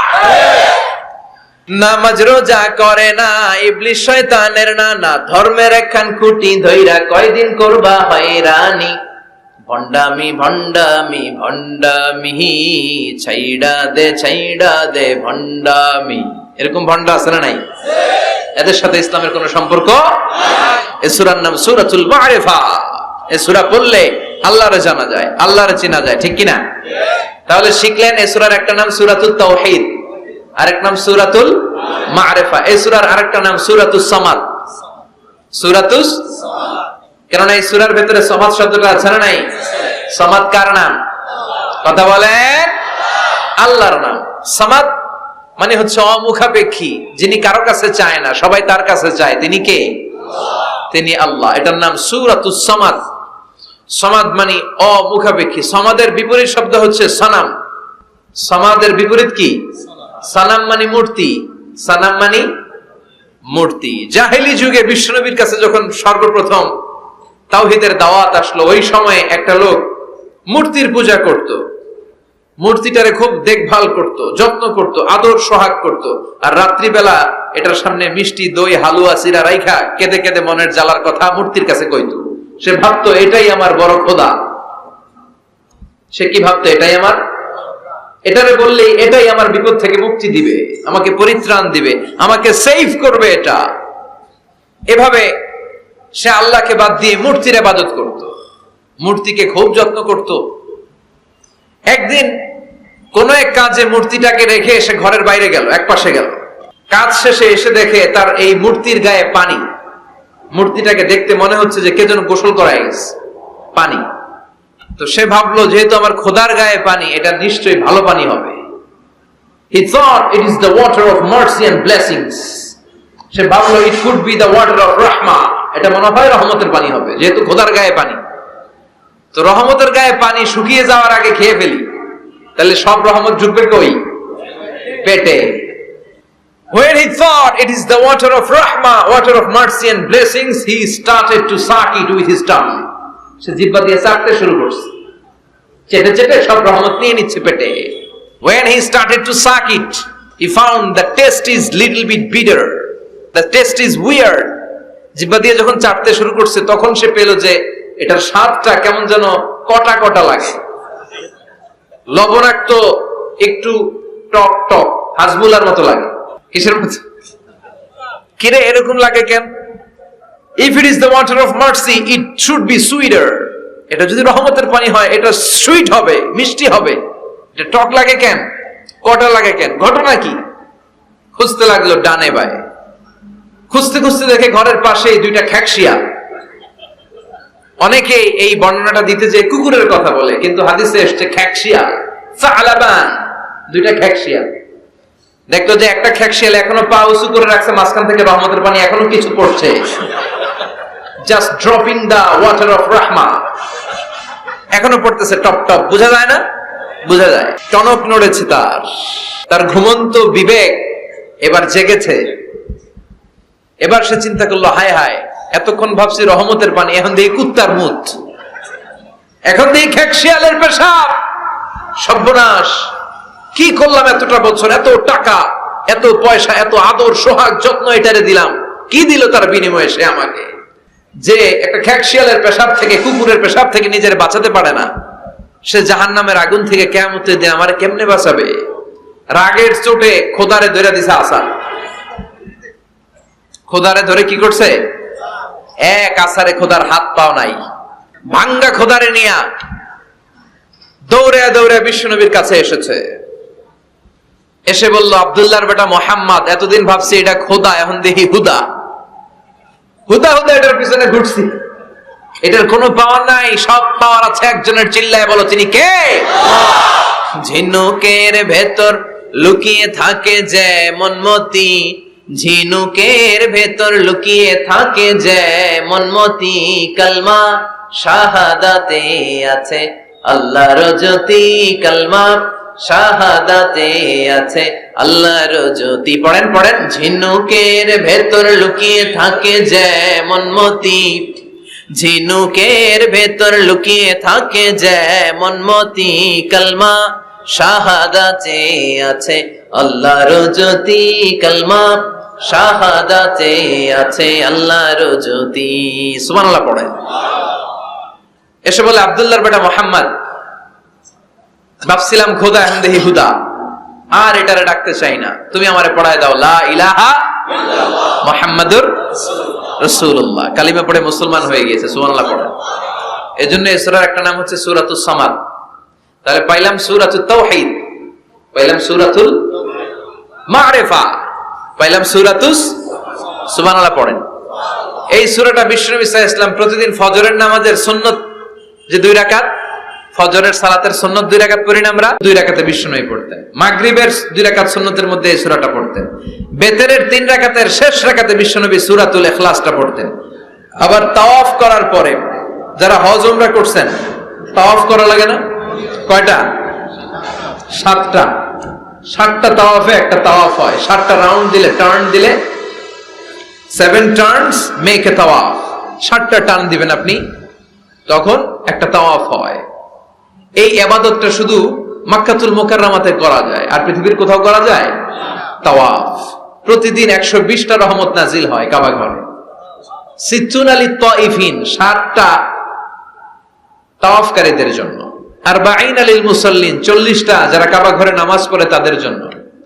ওয়াল 20 লিন-নাযিরিনা ইলাল কাবা, বাকি 20টা যারা নামাজও পড়ে না, তাওয়াফও করে না, শুধু কাবার দিকে দু চোখ মেলে তাকিয়ে থাকে, তাদের উপর প্রতিনিয়ত 20টা রহমত নাজিল হতে থাকে। প্রতিদিন 120টা রহমত নাজিল হয় কাবাকে কেন্দ্র করে। সুবহানাল্লাহ। বাড়িতে গিয়া চিৎকার করে আল্লাহু আকবার। এই 7 তাওয়াফ করার পরে 2 রাকাত নামাজ পড়া সুন্নাত, জানেন? জানা না থাকলে জেনে রাখেন, হজে যেদিন যাবেন কাজে লাগবে, উমরা করতে গেলেও লাগবে। 7 তাওয়াফ করে 2 রাকাত সালাত পড়তে হয়। এই 2 রাকাতের প্রথম রাকাতে বিশ্বনবী পড়তেন সূরাতুল কাফিরুন, কুল ইয়া আইয়ুহাল লা আ'বুদু মা, আর দ্বিতীয় রাকাতে পড়তেন সূরাতুল ইখলাস। সুবহানাল্লাহ পড়েন। আবার বিশ্বনবী এই সূরাকে বলেছেন সুলুসুল কোরআন, কোরআনের 3 ভাগের 1 ভাগ। একবার কেউ যদি তাজবিদের সাথে সূরাতুল ইখলাস তেলাওয়াত করে, রব্বুল আলামিন তার আমলনামায় 10 পারা কোরআন তেলাওয়াতের সওয়াব দিয়ে দিবে। 2 বার তেলাওয়াত করলে 20 পারার সওয়াব দেয়া হবে। 3 বার যদি কেউ এই ছোট্ট সূরাটা কেবলমাত্র 3 বার তেলাওয়াত করে, পুরো কোরআন খতমের সওয়াব আমলনামায় দিবে কে? ফজিলত কম না বেশি? টের পাচ্ছেন তো ফজিলতটা? 3 বার পড়লে পুরো কোরআন কভার। কোন কোন মুহাদ্দিসিন বলেছেন না, বিশ্বনবী সুলুসুল কোরআন দ্বারা 1/3 অফ দ্য বুক দ্বারা এটা বুঝায় নাই। বিশ্বনবী বুঝিয়েছেন পুরো কোরআনটাকে যদি প্রেসাইজ করা হয়, কনসাইজ করা হয়, যে হুজুর পুরো কোরআনের সব কথাগুলোর আপনি প্রেসাইজ করে 3 শব্দে আমারে বলেন যে পুরো কোরআন আল্লাহ কি বলেছে, তাহলে আমি বলবো কোরআনে আল্লাহ আপনাকে বলেছে তাওহীদের কথা, বলেছে রিসালাতের কথা, আর বলেছে আখিরাতের কথা। তাহলে পুরো কোরআনের মৌলিক কথা 3টা। 1 নাম্বার তাওহীদ, 2 নাম্বার রিসালাত, 3 নাম্বার সবাই বলেন 1 নাম্বার, 2 নাম্বার, 3 নাম্বার। যেহেতু এই সূরাটা তাওহীদ নিয়ে কথা বলে, যেহেতু এই সূরাটা তাওহীদের রূপরেখা অঙ্কন করেছে, সেহেতু কেউ যদি এই সূরাটা পড়ে কেমন যেন সে কোরআনের 3 ভাগের 1 ভাগ তেলাওয়াত করে ফেললো। কোন সুবহানাল্লাহ। এজন্য এটাকে বিশ্বনবী বলেছেন সুলুসুল কোরআন, 1/3 অফ দ্য বুক। হয় একবার পড়লে 10 পারা, 2 বার 20 পারা, 3 বারে পুরো খতম, না হয় অন্তত তাওহীদের সব বিষয়গুলো আপনার অন্তরের মধ্যে ঢুকে যাবে। চিল্লায় কোন আল্লাহু আকবার। অনেক বরকতের সূরা। বিশ্বনবী মুহাম্মদ রাসূলুল্লাহ সাল্লাল্লাহু আলাইহি ওয়াসাল্লাম মক্কা থেকে মদিনায় হিজরত করে আসলেন। মদিনায় যাওয়ার আগে কুবা পল্লী, যারা হজ উমরায় গিয়েছেন, মক্কা থেকে মাত্র 5 কিলোমিটার দূর একটা মসজিদ আছে, মসজিদে কুবা। প্রতিদিন শনিবার বিশ্বনবী মসজিদে নববী থেকে কুবা মসজিদে হেঁটে হেঁটে যে 2 রাকাত নামাজ পড়তেন। কেউ যদি অজু করে, ঘর থেকে অজু করে যে কুবার মসজিদে নামাজ পড়ে, তার আমলনামে আল্লাহ একটা কবুল উমরা হজের সওয়াব দিয়ে দিবে। এজন্য দেখবেন প্রতি শনিবারে কুবা মসজিদে ভিড়। আমি যতবার গিয়েছি সৌদিতে, প্রত্যেক শনিবারে ওখানে জিয়ারত করেছি। শনিবারে যে কুবা মসজিদে আপনি নামাজ পড়বেন। এই কুবা মসজিদ তৈরি করে বিশ্বনবী চলে আসলেন মদিনাতুল মুনাওয়ারাতে। এসে তিনি জায়গা চুজ করলেন, কোথায় হবে আমার মসজিদ, লোকেশন চুজ করলেন। বিশ্বনবী লোকেশন চুজ করতে পারতেন খুব ভালো। খুঁজে খুঁজে এমন একটা জায়গা তিনি বাছাই করলেন, সেন্টার অফ দ্য সিটি, এটা শহরের একেবারে মাঝখানের জায়গা। বিশ্বনবী বললেন এই জায়গা আমার লাগবে। সুবহানাল্লাহ কইবেন না? কি জ্ঞান, কি বুদ্ধিমত্তা, কি ফিলোসফি ছিল বিশ্বনবীর। সব জায়গায় বিশ্বনবীর এই অভাবনীয় বুদ্ধিমত্তা। বিশ্বনবী যখন কোন যুদ্ধে যেতেন, যুদ্ধ ডান দিকে, যুদ্ধ কোন দিকে? কিন্তু সেনাপতি নিয়ে বের হইতেন বাম দিকে, বের হইতেন বাম দিক দিয়ে, ঘুইরা টুইরা ওই দিকে যাইতেন। সুবহানাল্লাহ কইবেন না? যাতে কেউ কল্পনাই করতে না পারে কোথায় অ্যাটাক করবে উনি। এটা হচ্ছে সেনাপতির যুদ্ধ কৌশল। বিশ্বনবীর যুদ্ধ যদি হতো বাম দিকে, উনি বের হইতেন ওইদিকে। বিশ্বনবীর যুদ্ধ হলো সামনে, মদিনা থেকে তিনি পিছনের রাস্তা দিয়ে অনেক দূরে চলে যেতেন। সেখান থেকে মরুভূমির পথ পাড়ি দিয়ে তারপর যুদ্ধের ময়দানে যেতেন। বুদ্ধিমত্তা, intellectual power. He was a very good mediator ever in the world. পৃথিবীর সবচাইতে বেশি কূটনৈতিক বুদ্ধি সম্পন্ন মানুষ করে আল্লাহ তাআলা বিশ্বনবীকে বানিয়েছেন। Was a very good mediator. মধ্যস্থতা করতে পারতেন ভালো, সালিস করতে পারতেন ভালো। সালিস আমরা বাংলায় বলি সালিশ, আসলে শব্দটা সালিস, আসানি আসালিস। আমার আপনার মধ্যে ঝগড়া তো আমি এক আপনি দুই, আরেকজন লাগবে কি 3 নাম্বার, আসালিস। এটাকে বলে সালিশ। সালিশই করতে পারতেন বিশ্বনবী, চমৎকার। স্বামী স্ত্রীতে ঝগড়া হলে মিলাই দিতেন। কত ফাতেমা আর আলীর ঝগড়া মিলাই দিয়েছেন তার হিসাব নাই। সুবহানাল্লাহ কইবেন না? He was a very good mediator. ভালো মধ্যস্থতাকারী ছিলেন। স্ত্রীদের মধ্যেও ঝগড়া লাগতো, বিশ্বনবীর স্ত্রীদের মধ্যেও খুনসুটি হতো, ঝগড়া।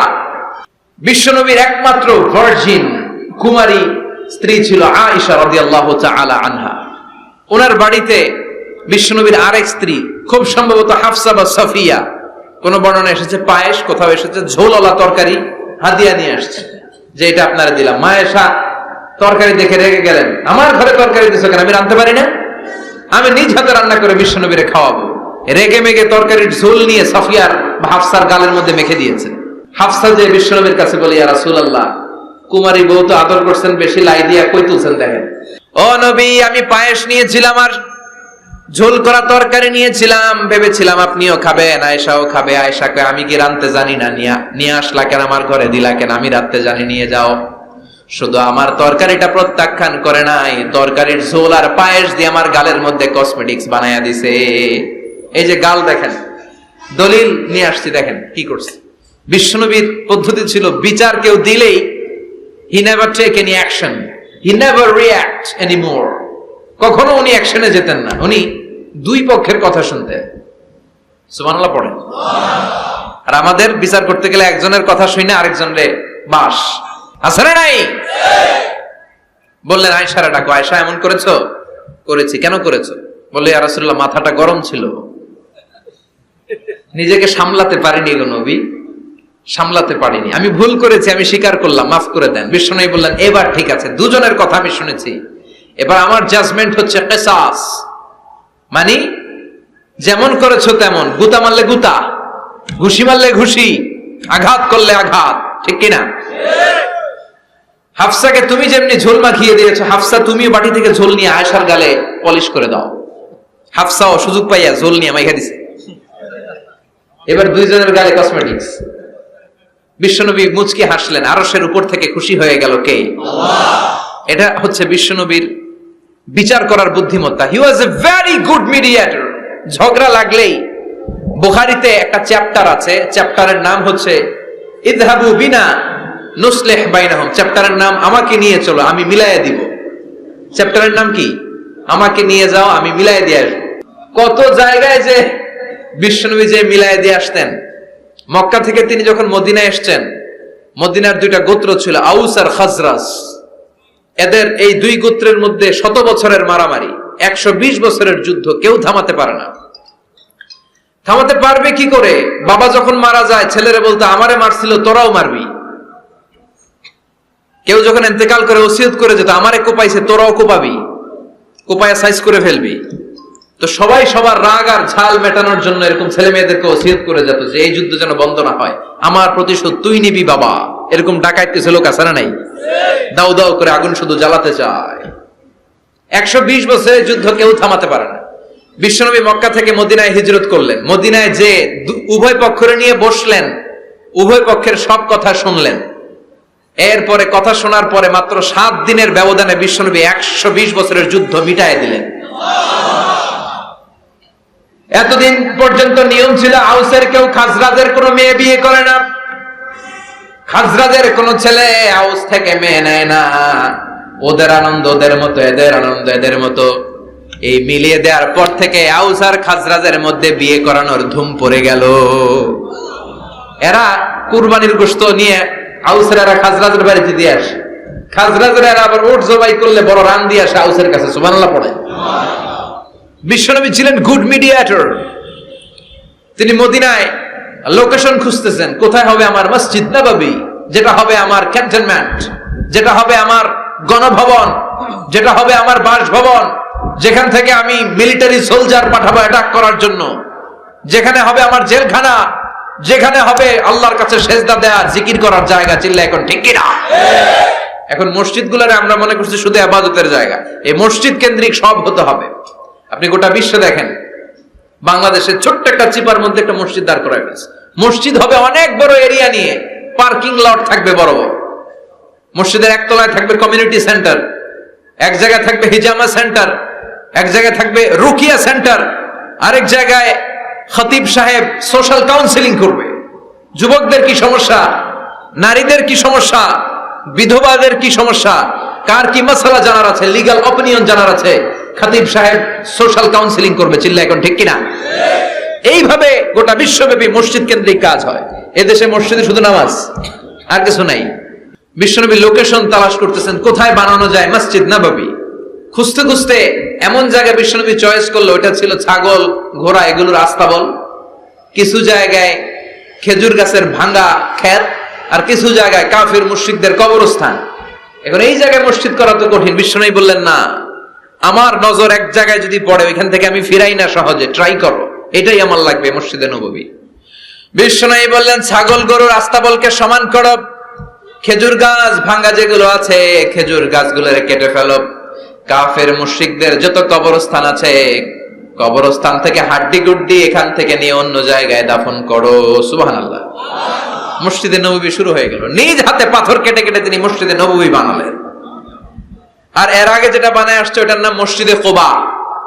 ওটার নাম কি? আপনাদের এলাকায় অনেক জায়গায় আছে না মসজিদে কুবা? কুমিল্লাতে একটা আছে, আছে না? 2 জায়গায়। তাই মসজিদে কুবাতে বিশ্বনবী সাল্লাল্লাহু আলাইহি ওয়াসাল্লাম এক সাহাবাকে ইমাম বানায় দিয়ে আসলেন। উনি ইমামতি করে ওই মসজিদে, আর বিশ্বনবী ইমামতি করে মসজিদ নববীতে। মসজিদে কুবার যে ইমাম, তিনি প্রতি রাকাতে জাহরি কেরাতে মানে মাগরিব এশার ফজরের সালাতে প্রত্যেক রাকাতে সূরা ফাতিহার পরেই এই সূরা ইখলাস পড়ে। শুনতেছেন? প্রত্যেক রাকাতে সূরা ফাতিহার পরে কি পড়ে? ইখলাস। মাগরিবের প্রথম রাকাতেও ইখলাস, দ্বিতীয় রাকাতেও ইখলাস, এশার প্রথম রাকাতেও ইখলাস, দ্বিতীয় রাকাতেও ইখলাস। ইখলাস পরে এরপর অন্য একটা সূরা পড়ে, কিন্তু শুরু করে ইখলাস দিয়ে। ফজরের প্রথম রাকাতেও ইখলাস, দ্বিতীয় রাকাতেও। মুসল্লিরাকে পাইছি কি? পাইছি কি? খালি ইখলাস, খালি ইখলাস। যে ধরছে, আপনি পাইছেন কি বলেন? ইমাম সাহেব বলে, কিছুই পাই নাই, আমার মন চায় আমি পড়ি, তোর মন চাইলে তুই পড়, নাইলে যা। তোর কমিটির সভাপতি সেক্রেটারি এই মসজিদের ইমাম হিসাবে আমার নিয়োগ দেয় না, নিয়োগ দিছে বিশ্বনবী। আমার নিয়োগ যদি বাতিল করতে হয় লাগবে বিশ্বনবীরে তুই ভাগ। তোমার মনে চাইলে পড়ো, নাইলে অন্য মসজিদে পড়ো, যাও মিয়া। এটা তো সভাপতির সেক্রেটারির নিয়োগ দেয়া মসজিদ না, এটা নিয়োগ দিয়েছে বিশ্বনবী, ঠিক কিনা? নিয়োগ বাতিল করলেও কে করবে? বিশ্বনবী। সবাই বিশ্বনবীর কাছে যে বললো, ইয়া রাসূলুল্লাহ, এমন ইমাম আপনি দিয়ে আসছেন, উনি ইখলাস ছাড়া আর কিছু পড়ে না। বিশ্বনবী বললেন, তাই নাকি? এমন করে কেন? ডেকে আনো। ডেকে আনা হলো। বিশ্বনবী বললেন, ওরে সাহাবী, ঘটনা কি হাসা? কয় হাসা। প্রতি রাকাতে সূরা ইখলাস পড়ো, তোমার কি কোরআন থেকে অন্য কোন সূরা মুখস্থ নাই? সাহাবী বলে, নবী, সব মুখস্থ আছে, কিন্তু এই সূরাটা আমার পড়তে ভালো লাগে, কারণ ফিহি সিফাতুর রহমান, এই সূরার ভেতরে আমার আল্লাহর পরিচয় আছে গো নবী। আমার আল্লাহর পরিচয়টা খুব সুন্দর করে দেয়া, আমার রবের কথা এই সূরার পরতে পরতে পাওয়া যায়, এজন্য এই সূরাটা পড়তে আমি বড্ড ভালোবাসি। বিশ্বনবী বললেন, ইমামতি যাবে না, তোরটা পার্মানেন্ট হয়েছে। আল্লাহু আকবার। তোর ইমামতি পার্মানেন্ট করে দিলাম, যেমনে পড়াইতি এমনিই পড়াবি। প্রতি রাকাতে এই সূরাতুল ইখলাস তুমি পড়ো, সমস্যা নাই। এই যে তুমি সূরাতুল ইখলাস পড়ো, সূরাতুল ইখলাসকে ভালোবাসো, আল্লাহ বলেছেন এই ইখলাসের ভালোবাসার কারণে কিয়ামতের দিন আল্লাহ তোরে জান্নাতে ঢুকায়া দিবে। ইখলাসের ভালোবাসার কারণে আনতা মিন আহলিল জান্নাহ, তুমি জান্নাতে যাবা। হুব্বুকা ইয়াহা ইউদখিলুকাল জান্নাহ, এই সূরার ভালোবাসাই তোমার জান্নাতে ঢুকায়া দিবে। সুবহানাল্লাহ পড়েন। এজন্য সূরা বেশি বেশি পড়তে রাজি আছেন তো? বিশ্বনবী তাবুকের যুদ্ধে গেলেন। তাবুকের ময়দানে বিশাল যুদ্ধের ময়দান, বিশ্বনবী 30,000 সৈন্য নিয়ে গিয়েছেন, আর খ্রিস্টানদের সৈন্যদের সংখ্যা হচ্ছে প্রায় 40,000। কিন্তু বিশ্বনবী যুদ্ধে এসেছেন শুনে খ্রিস্টান বাদশা দৌড়। সৈন্যবাহিনী নিয়ে সব পালায় গেছে। যুদ্ধ ছাড়াই বিশ্বনবীর বিজয় দিছে কে? বিশ্বনবী তো মহা খুশি, আল্লাহর শুকরিয়া আদায় করলেন। যুদ্ধের ময়দানে বিশ্বনবী দাঁড়িয়ে আছেন, হঠাৎ দেখলেন সাইয়েদনা জিব্রাইল আকাশ থেকে জমিনে নেমে আসছে। জিব্রাইলকে আল্লাহ তাআলা 600 পাখা দিয়েছিলেন। সহিহ মুসলিমের বর্ণনা, রাআ রাসূলুল্লাহি জিবরিলা ওয়া লাহু 600 জানাহ। 600 পাখা। কয়শো? 600 পাখা মেলে সাইয়েদনা জিব্রাইল নেমে আসছেন। ওনার পাখার কারণে সূর্যের আলো পৃথিবীর মধ্যে পড়তে বাধা সৃষ্টি হচ্ছে। অন্ধকার দেখে বিশ্বনবী তাকিয়ে দেখে জিব্রাইল একা না, জিব্রাইলের সাথে হাজার হাজার ফেরেশতার বহর। বিশ্বনবী বললেন, কত ফেরেশতা এসেছে? কয় 1,40,000। সাইয়েদনা জিব্রাইল বললেন, ও নবী, আপনি যুদ্ধের ময়দানে আল্লাহর শুকরিয়া করেন, আর ওই মদিনাতে আপনার কলিজার টুকরা সাহাবী মুআবিয়া ইবনে মুআবিয়া আল মুজানি একটু আগে শেষ নিঃশ্বাস ত্যাগ করেছে গো নবী। বিশ্বনবী পড়লেন, ইন্না লিল্লাহি ওয়া ইন্না ইলাইহি রাজিউন।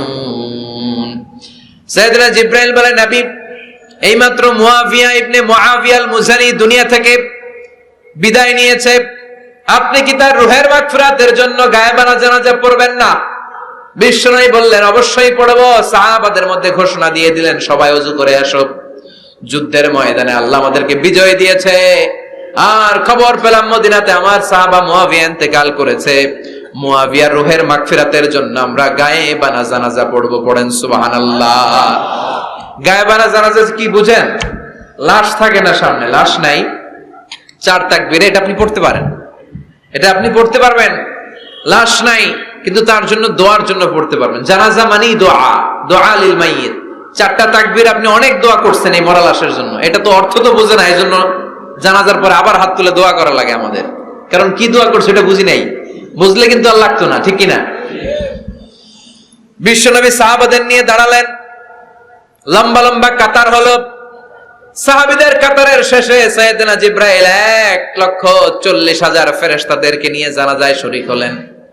বিশ্বনবী 4 তাকবীর দিয়ে জানাজা পড়লেন, আল্লাহু আকবার, আল্লাহু আকবার, আল্লাহু আকবার, আল্লাহু আকবার। 4টা তাকবীরের মধ্য দিয়ে জানাজা শেষ করলেন। বিশ্বনবী তাকিয়ে দেখে সাহাবাদের পেছনে 1,40,000 ফেরেশতা দাঁড়িয়ে জানাজায় শরীক হয়েছে। বিশ্বনবী বললেন, জিব্রাইল, কোনদিন তো এত ফেরেশতা নিয়ে কারো জানাজায় শরীক হতে দেখি নাই। ঘটনা কি? কি এমন আমল ছিল আমার মুআবিয়ার, যে আমলের কারণে মুআবিয়ার নামটা আল্লাহর আরশে চলে গিয়েছে? 1,40,000 ফেরেশতার বহর নিয়ে তুমি জানাজায় শরীক হয়েছো। কি এমন গোপন আমল ছিল আমার মুআবিয়ার, আমারে বলো। সাইয়েদনা জিব্রাইল বললেন, নবী, আপনার মুআবিয়া বিশেষ একটা আমল করত। বিশ্বনবী বললেন, কি সেটা? সাইয়েদনা জিব্রাইল বলে, আপনার এই সাহাবী কাইমান আও কাঈদান, জালিসান আও মাশিয়ান, উঠতে বসতে চলতে ফিরতে সব সময় আপনার এই সাহাবী পড়তে থাকতো, কুল হুয়াল্লাহু আহাদ, আল্লাহুস সামাদ, লাম ইয়ালিদ ওয়া লাম ইউলাদ ওয়া লাম ইয়াকুল লাহু কুফুয়ান আহাদ। পড়েন সুবহানাল্লাহ। উঠতে বসতে চলতে ফিরতে সব সময় এই সাহাবীর একটা অভ্যাস ছিল, উনি কুল হুয়াল্লাহু আহাদের উপর আমল করত। বেশি বেশি সূরাতুল ইখলাস পড়তো। পড়তে রাজি আছেন?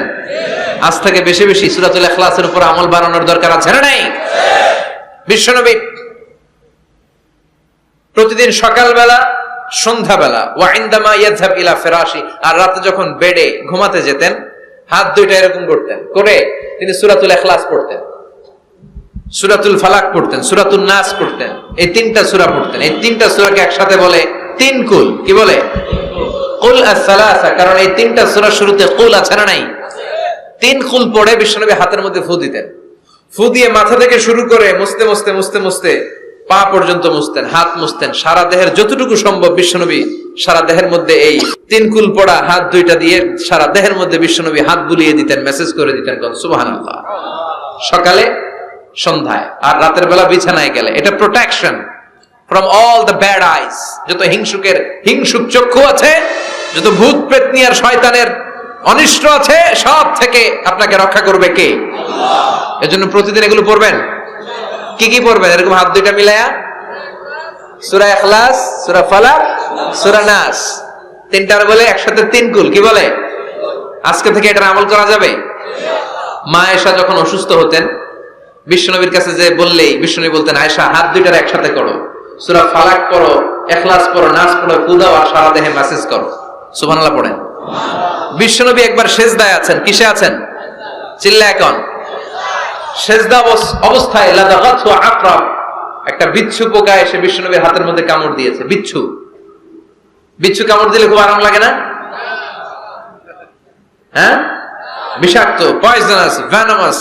বিশ্বনবী ব্যথা পাচ্ছেন, প্রচন্ড ব্যথায় বিশ্বনবী অস্থির। বিশ্বনবী বললেন, লাআনাতুল্লাহি আলাল আকরাব, এই বিচ্ছুর উপর আল্লাহর লানত। এটা মুসল্লিও চিনে না, নবীও চিনে না, কোন জায়গায় কামড় দিতে হবে এটাও জানে না, কিন্তু কামড় দিয়েছে, ব্যথায় কাতরাচ্ছে। বিশ্বনবী বললেন, লবণের পানি গরম দাও, আঙ্গুলের উপরে ঢালো।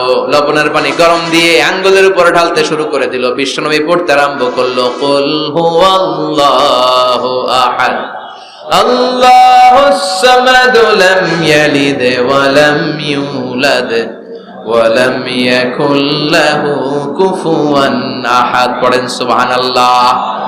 এজন্য ব্যথা পেলে, সাপে কামড়ালে, বিচ্ছু কামড়ালে, বল্লা কামড়ালে, মধুপোকা কামড়ালে কি করবেন? সূরা ইখলাস, সূরা ফালাক, সূরা নাস। আবার বলেন, সূরা ইখলাস, সূরা ফালাক, সূরা পড়ে ফু দিবেন। আর রাত্রিবেলা, সকালবেলা ঘুমোতে যাওয়ার আগে হাতের মধ্যে ফুল দিয়ে সারা দেহে মেসেজ। মনে থাকবে না? মাহফিল শেষ, ওয়াজও শেষ, মনে থাকবে তো? আল্লাহ বললেন, কুল হুয়াল্লাহু আহাদ। নবী আপনি বলেন, আল্লাহ একজন, এক এবং অদ্বিতীয়। আমাদের আল্লাহ কয়জন? একজন হওয়াতে আমাদের জন্য লাভ না লস? কেমনে লাভ? তিনজন চারজন হইলে কইতাম আমগো আল্লাহ 60 জন। হ্যাঁ, তিনজন হইলে তিন রকম বলতো, একজনের খুশি করে পারি না। তিনজন হইলে ঝামেলা আছে না নাই? আল্লাহ যদি দুইজন হতো কি হতো? একজন বলতো, এতদিন তুমি তোমার মন মতো মহাবিশ্বের সব কিছু পরিচালনা করেছো, আজকে থেকে আমি আমার মন মতো করবো। ঝামেলা আছে না নাই?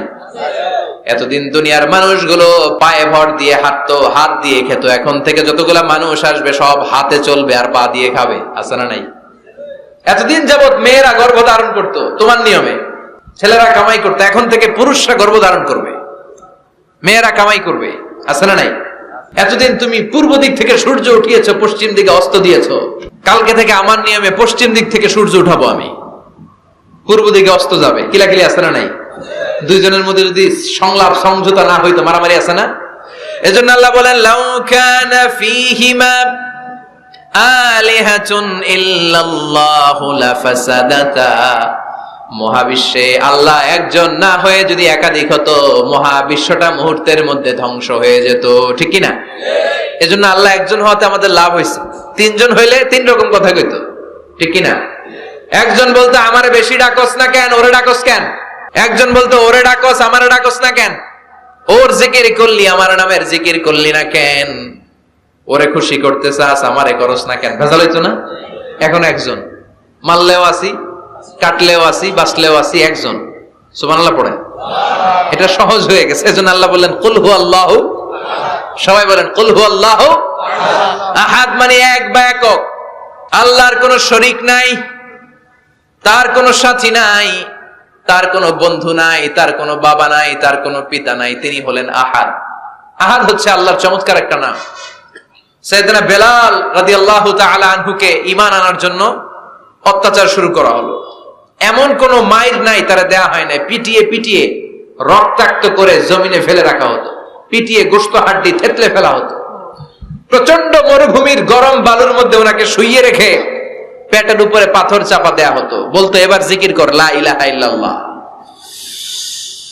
বেলাল আর জিকির করতে পারে না, লা ইলাহা ইল্লাল্লাহ শ্বাস বের হয় না, শ্বাস যেটা ঢুকায় বের করতে পারে না, শ্বাস নিতে পারে না, লা ইলাহার আওয়াজ আর মুখ দিয়ে বের হয় না। এবার বেলাল ছোট্ট করে আল্লাহর ডাকে পড়ে আহাদ। কি পড়ে? আরো জোরে পড়েন। এজন্য আল্লাহ বললেন, কুল হুয়াল্লাহু আহাদ। তিনি এমন আল্লাহ, তিনি হলেন আহাদ। আহাদ ছিল বেলালের জিকির। ঠিক কিনা? এখন আজান আছে কিন্তু বেলালের রুহ নাই। মানুষ আছে কিন্তু সেই ঈমান নাই, চিল্লা এখন ঠিক কিনা? আজ সেই কোরআন আছে, হাদিস আছে, সেই ঈমান আরে মানুষ নেই, সেই আলী হায়দারে উসমান নেই। আজানের ধ্বনি আছে আগের মতোই, আজানের ধ্বনি আছে আগের মতোই, বেলালের সেই রূহ নেই, বেলালের সেই রূহ নেই। আজ সেই কোরআন আছে, হাদিস আছে, সেই ঈমান আর মানুষ নেই, সেই আলী হায়দারে উসমান নেই। ফলসফা আছে আগের মতোই, ফলসফা আছে আগের মতোই, গজলের সেই তালকিন নেই, গজলের সেই তালকিন নেই। আজ সেই কোরআন আছে, হাদিস আছে, সেই ঈমান আর মানুষ নেই, সেই আলী হায়দারে উসমান নেই। চিল্লায় বলেন ঠিক কিনা? আজান আছে, বেলালের রূপটা নাই। দর্শন শাস্ত্র আছে, লজিক আছে, মান্তিক আছে, ফলসফা আছে, কিন্তু গাজালির সেই তালকিন নাই। চিল্লায় এখন ঠিক কিনা? এজন্য আল্লাহ বললেন আমার নাম হলো আহাদ, কুল হুয়াল্লাহু আহাদ। এরপর আল্লাহ বললেন আল্লাহুস সামাদ, আমার নাম হলো সামাদ। ওনার নাম কি? সামাদ মানে অমুখাপেক্ষী, কাদিউল হাজাত, যিনি সবার চাহিদা পূরণ করে। তিনি কে? যিনি সবাইরে দেয়, কারো কাছ থেকে কিছু চায় না। তিনি কে? সবাই যার কাছে ঠেকা, যিনি কারো কাছে ঠেকা না। চিল্লায় বলেন তিনি কে? মা ইউসমাদু ইলাইহিল খালকু কুল্লু, যার দিকে গোটা পৃথিবী হাত পেতে ফরিয়াদ করে, যার দিকে পৃথিবীর সব সত্তা তাকিয়ে থাকে। তিনি রহমতের বারিধারা নাজিল করলে, তিনি রিজিক দিলে আমাদের বেঁচে থাকা সম্ভব। তিনি ছাড়া কেউ আমাদের রিজিকের যোগান দিতে পারে না। তার নাম কি? আল্লাহ ডেকে বলে গোলাম লাউ আন্না আউওয়ালাকুম ওয়া আখিরাকুম ওয়া ইনসাকুম ওয়া জিন্নাকুম, তোমাদের শুরু থেকে শেষ পর্যন্ত, আদম থেকে শেষ পর্যন্ত যত লক্ষ কোটি মানুষ দুনিয়ায় আসবে, সবগুলো মানুষ বিশাল এক মরু প্রান্তরে দাঁড়িয়ে যদি আমি আল্লাহর কাছে চাইতে শুরু করে দাও, সবাই যদি আল্লাহর কাছে মনের সব চাওয়াগুলো বলে, আল্লাহ আমারে বাড়ি দাও, আমারে গাড়ি দাও, নারী দাও, এটা দাও, ওটা দাও, আমারে সব দাও, আল্লাহ সবাইকে সব যদি দান করে দেয়, আল্লাহর ক্ষমতার 1 ইঞ্চিও কমবে না, আল্লাহর ধনভাণ্ডারের 1 ইঞ্চিও ঘাটতি হবে না। সুবহানাল্লাহ পড়ে। এজন্য কেউ যেটা পারে না, পারে কে? আমাদের যার যা দরকার আল্লাহ যদি সবাইরে সব দিয়ে দেয়, ওনার ভান্ডারের কিছু কমতি হবে? এজন্য ওনার নাম সামাদ। সবাই ওনার কাছে হাত পাতে, উনি হাত পাতে কার কাছে? কথা কন। সবাই ওনার কাছে ঠেকা, উনি ঠেকা কার কাছে? এজন্য আল্লাহ বললেন কুল হুয়াল্লাহু আহাদ, আল্লাহুস সামাদ, লাম ইয়ালিদ ওয়া লাম ইউলাদ ওয়া লাম ইয়াকুল লাহু কুফুয়ান আহাদ। লাম ইয়ালিদ ওয়া লাম ইউলাদ, তিনি জন্ম দেয়ও নাই, জন্ম নেয়ও নাই। সুবহানাল্লাহ পড়ে। আমার বাবা আছে না? আপনার বাবা আছে না? আল্লাহর বাবা আছে? সুবহানাল্লাহ পড়ে। আমাদের ছেলে মেয়ে হয় না? আমাদের কারো ছেলে হয়, কারো মেয়ে হয়। আল্লাহর ছেলে মেয়ে আছে? কথা কন। মক্কার মুশরিকরা বলতো আল মালাইকাতু বানাতুল্লাহ, ফেরেশতারা আল্লাহর মাইয়া। কি কইতো? ফেরেশতারা আল্লাহর মেয়ে। আর বলতো সাইয়েদনা উযাইর আলাইহিস সালাম আল্লাহর ছেলে, সাইয়েদনা ঈসা আলাইহিস সালাম আল্লাহর ছেলে, ফেরেশতারা হলো আল্লাহর মেয়ে। আল্লাহ বলে ভুল বললি, লাম ইয়ালিদ ওয়া লাম ইউলাদ। সুবহানাল্লাহ। তার কোনো নসবনামা নাই, আমাদের নসবনামা আছে।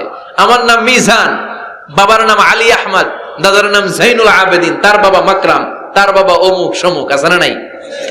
আপনার নাম কি? আপনার আব্বার নাম কি? তার বাবার নাম হাসান আলী, ওনার বাবার নাম? আপনার আব্বার নাম? হ্যাঁ, মমতাজউদ্দিন। বাবার নাম কেরামত আলী। দাদার নাম খায়া ফেলাইছে, মনে থাকে না আমাদের।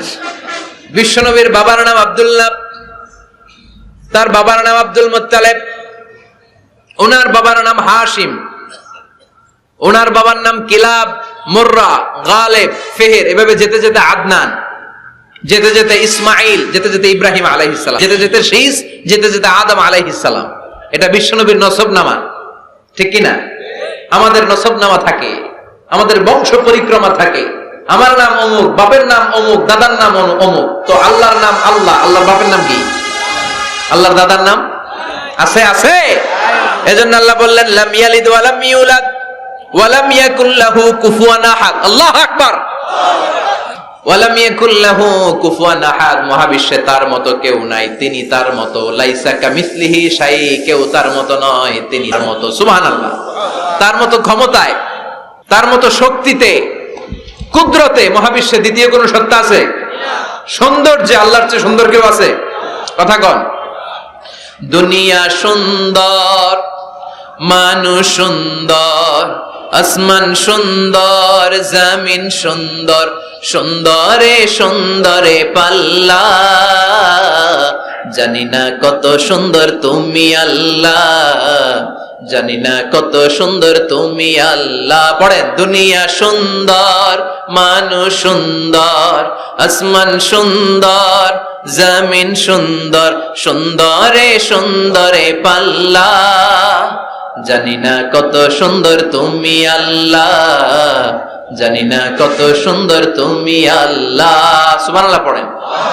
ইন্নাল্লাহা জামিল ইউহিব্বুল জামাল। আল্লাহ নিজে সুন্দর, আল্লাহ সৌন্দর্যকে পছন্দ করেন। মহাবিশ্বে তার সমকক্ষ কেউ নাই, তার মতো সুন্দর কেউ নাই, ঠিক কিনা? জান্নাতে যারা ঢুকবে in the day of judgement, কিয়ামতের দিন জান্নাতীরা আল্লাহকে দেখতে পাবে। ইন্নাকুম সাতারাউনা রাব্বাকুম আয়ানান কামা তারাউনা হাযাল কমার। বিষ্ণু বলেন, এই যে জলজলে চন্দ্রটা তোমরা যেমনি দেখতে পাও, কিয়ামতের কঠিন ময়দানে বিচার শেষে যারা জান্নাতে যাওয়ার সুযোগ পাবা, তারা চাঁদটা যেমনি দেখো দু চোখ দিয়ে আল্লাহর সেদিন তেমনি দেখতে পাবা। জান্নাতীদেরকে নাজ নেয়ামত সব দেওয়ার পরে আল্লাহ বলবেন, ও জান্নাতীরা, কোরআনে হাদিসে নবীর কাছে আলেমদের মুখে যত নাজ নেয়ামতের কথা শুনেছো সব পাইছো না? সবাই বলবে আল্লাহ পেয়েছি, অনেক মौज मस्ती করেছি, জান্নাতকে মজা লেলো, জান্নাত তো মারি হ্যায়, সব পাইছি আল্লাহ সব। এক জান্নাতি হাত তুলে বলবে আল্লাহ একটা পাই নাই। কি পাস নাই? কয় আপনারাই তো পাই নাই। সুবহানাল্লাহ কইবেন না? আল্লাহ আপনারে পাই নাই। তখন আল্লাহ তাআলা নিজের গোপন সৌন্দর্যকে সেদিন জান্নাতীদের কাছে প্রকাশ করে দিবে। বিশাল এক কনফারেন্স রুমে জান্নাতের ভেতরে লক্ষ লক্ষ নবীদেরকে নিয়ে বসবেন, সবার সামনে থাকবে বিশ্বনবী সিংহাসন।